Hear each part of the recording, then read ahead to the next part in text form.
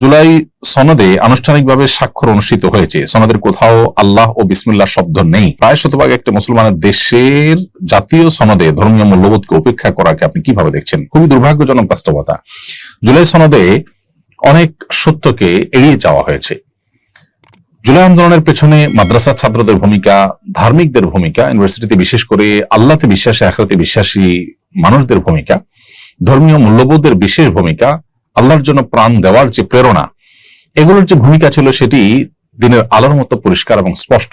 এরপরও এই সনদের কোথাও সে বিষয়গুলোকে তুলে না আনা, বিশেষ করে ধর্মীয় জনগোষ্ঠীর প্রতি দীর্ঘদিন পর্যন্ত যে অনাচার এবং অবিচার চলে এসেছে, তার ফলশ্রুতিতে জুলাই আন্দোলন যে হয়েছে, অর্থাৎ জুলাই আন্দোলন অন্য যে সমস্ত ইস্যুকে কেন্দ্র করে হয়েছে, ওই ধর্মীয় জনগোষ্ঠীর প্রতি যে জুলুম নিপীড়ন ছিল, সেটার যে একটা বড় ভূমিকা ছিল, অর্থাৎ বিস্ফোরণ হয়েছে ধার্মিক মানুষদের, সে বিষয়টি এখানে সম্পূর্ণরূপে এড়িয়ে যাওয়া হয়েছে। এবং সেই সাথে মুসলিম সংখ্যাগরিষ্ঠ একটি দেশে ধর্ম থেকে দূর করার যে একটা প্রবণতা দীর্ঘদিন থেকে আমরা দেখে আসছি, সেটা দুর্ভাগ্যজনকভাবে জুলাই সনদে আমরা দেখেছি। খুবই আপত্তিকর একটি বিষয়। এর বাইরে আরো আপত্তি করবার মতো বেশ কিছু জায়গা এখানে আছে। তারপরেও এই সনদ স্বাক্ষরিত হওয়া দরকার ছিল এবং এই বিষয়টি এটার অফিসিয়াল একটা রূপ হওয়া দরকার ছিল, সেটি হয়েছে। বাট এখানে যে অতৃপ্তিগুলো, অপূর্ণতাগুলো আছে, ত্রুটিগুলো আছে, সেগুলো কারেকশন করবার সুযোগ ছিল, কারণ এগুলো অনেক আগে থেকে বলা হচ্ছিল, কিন্তু কোনোভাবেই যেন তারা কানে নেয়নি। এই জন্য আসলে জুলাইয়ের যে স্পিরিট আছে, সেই স্পিরিট দুর্ভাগ্যজনক ভাবে দিন দিন স্তিমিত হতে যাচ্ছে। আমি আশা করব যে কর্তৃপক্ষ এখান থেকে কিছুটা হলো বার্তা গ্রহণ করবার চেষ্টা করবে, সংশ্লিষ্ট যারা আছেন তারা। গত মঙ্গলবার ভয়াবহ অগ্নিকাণ্ডের ঘটনা ঘটলো মিরপুরে, এতে 16 জন নিহত হয়েছেন। এ ধরনের দুর্ঘটনা রোধে একজন দায়িত্বশীল আলেম এবং সমাজ সেবী হিসাবে আপনার পরামর্শ কি? দর্শক, এই ধরনের ঘটনা আমাদের দেশে নতুন নয়। কদিন পরপরই অগ্নিকাণ্ডে আমরা দেখি যে বহু মানুষ হতাহত হন, বা অন্য কোনো দুর্ঘটনা, অন্য কোনো অনাকাঙ্ক্ষিত অ্যাক্সিডেন্ট, সেখানে দেখা যায় বহু মানুষের মৃত্যু হয়, মৃত্যুর মিছিল আমরা দেখতে পাই। এগুলো বন্ধ করার জন্য আসলে দায়ী ব্যক্তিদেরকে দায় নিতে বাধ্য করার আইন এবং সেটার প্রয়োগ, এটা করতে হবে। এটা করার আগ পর্যন্ত এই সমস্ত তথাকথিত দুর্ঘটনা নামে হত্যাকাণ্ড কোনো অবস্থাতে বন্ধ হবে না। মিরপুরে যে অগ্নিকাণ্ডের ঘটনা ঘটলো, সেখানে 16 জন তাজা প্রাণকে আমরা হারালাম। 16টি ফ্যামিলি, বরং তার চেয়ে বেশি সংখ্যক ফ্যামিলি নিঃস্ব হয়ে গেল। সামান্য কিছু ক্ষতিপূরণ দিয়ে বা একটু শোক প্রকাশ করে আমরা আমাদের দায় হয়তো সেরে ফেলি, কিন্তু যার যা সে বুঝে, সে কি হারায়, গোটা ফ্যামিলি কিভাবে সাফার করছে, সেটা বলার অপেক্ষা রাখে না। অথচ এই ঘটনার পেছনে বিভিন্ন আলোচনা পর্যালোচনা থেকে যে সমস্ত বিষয়গুলো উঠে এসে, তার মধ্যে থেকে একটা হলো জনবসতিপূর্ণ এলাকাতে রাসায়নিক গুদাম করা হয়েছে, যেটা অনুচিত, এবং রাসায়নিক গুদামের পাশাপাশি ভবনের কোনটাতে অগ্নি নির্বাপকের ব্যবস্থাপনা ছিল না, নির্বাপনের ব্যবস্থা ছিল না, এবং ভবন গুদাম কোনটিতে ফায়ার সেফটি প্ল্যান ইত্যাদি কিছু ছিল না, এগুলো লাইসেন্স ছিল না। তাহলে এখানে এতগুলো মানুষ কাজ করছে এবং এতগুলো প্রাণ এখানে আছে, তাদের জীবনের নিরাপত্তার কোনো ব্যবস্থা যেখানে নেই, সেখানে এরকম রিস্কের মধ্যে তাদেরকে ফেলে রেখে যে কাজ করানো হলো, এর জন্য যারা দায়ী তাদেরকে দায় নিতে বাধ্য করা উচিত। আমাদের দেশে দুর্ভাগ্যজনক বাস্তবতা হলো, এই ধরনের ক্ষেত্রে এরকম দায়ী ব্যক্তিদেরকে বাধ্য করতে সচরাচর দেখা যায় না। এই জন্য আইনের যথাযথ প্রয়োগ ছাড়া এই ধরনের ইস্যুতে আসলে সত্যিকার সমাধানের পথে আমরা যেতে পারবো না।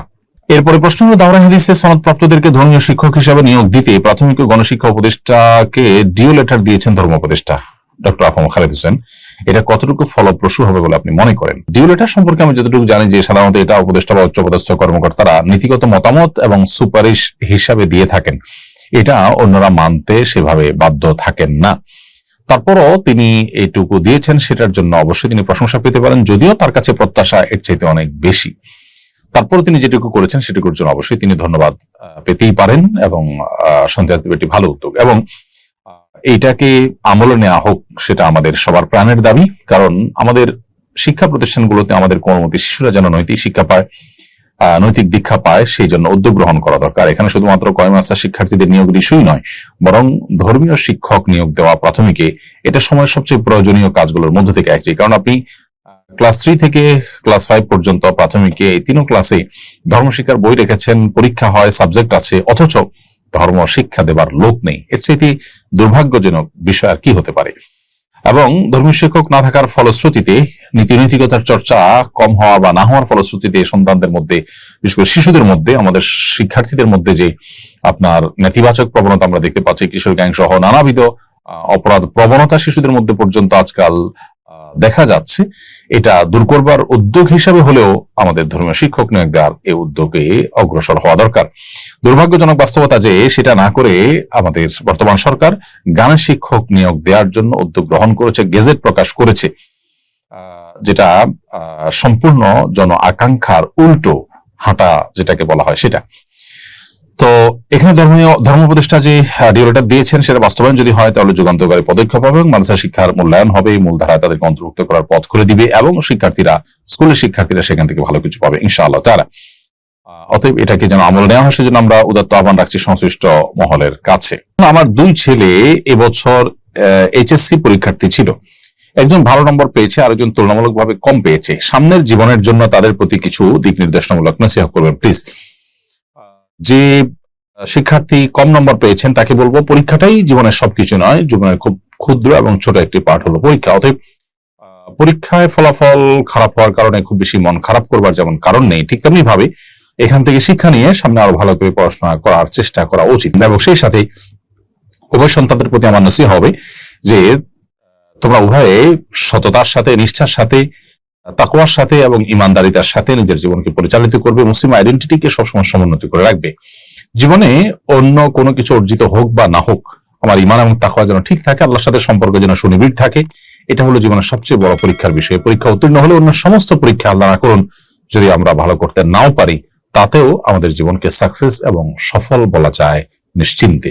অতএব সেই চেষ্টা যেন থাকে, সেই প্রত্যাশা তোমাদের কাছে রইল, সেই দোয়া তোমাদের জন্য রইল এবং তোমাদের প্রতি সেই নসিহা রইল। আসুন্নাহ ফাউন্ডেশন, উম্মার স্বার্থে সুন্নাহর সাথে।